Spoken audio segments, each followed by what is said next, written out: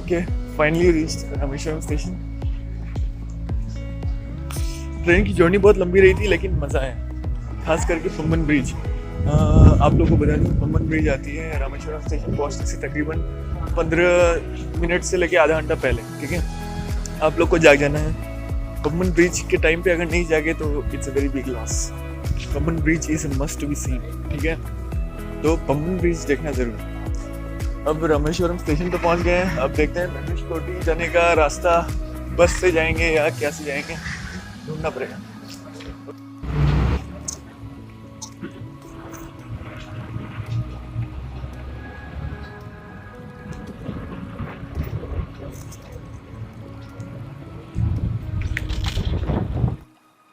Finally मैं पहुंच चुका हूँ। This is the last road of India, Dhanushkodi का main point.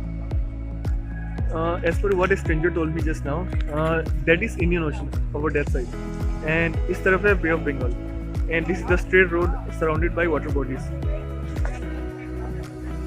This is the main point. I'll show you around.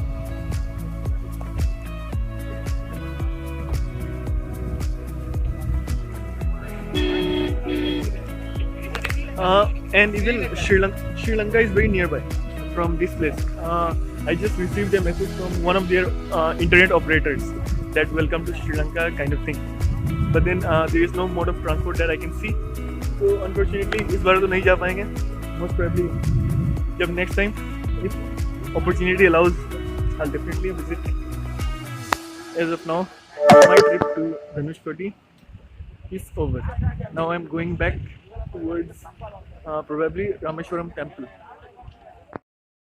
ये है वो धनुषकोटी का गांव जो तबाह हो गया था 1964 में शायद, जब वो सुनामी आई थी। वहाँ पे आगे में एक रेलवे ट्रैक भी है, उसकी मैं फ़ोटो वीडियो में लगा दूँगा। वहाँ तक मैं अभी गया था लेकिन उस टाइम वीडियो नहीं बनाई थी। तो यही वो गांव था जो तबाह हो गया था जब वो सुनामी आई थी। I guess it was 1964। तो ये है रामनाथा स्वामी का एंट्रेंस। अभी मैं इसके अंदर गया था।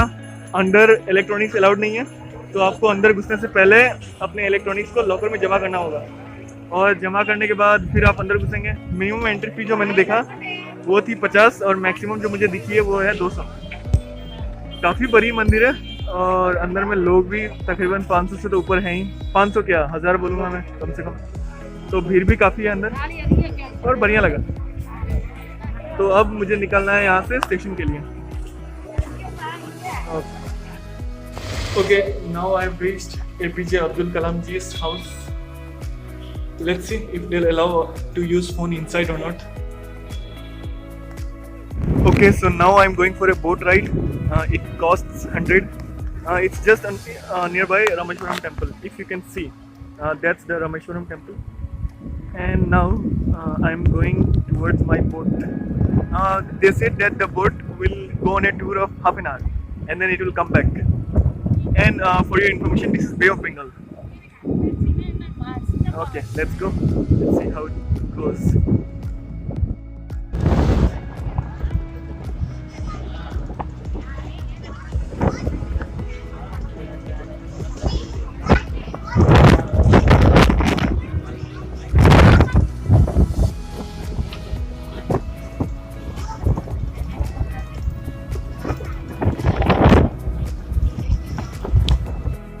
वापस पहुंच चुके हैं रामेश्वरम स्टेशन पे।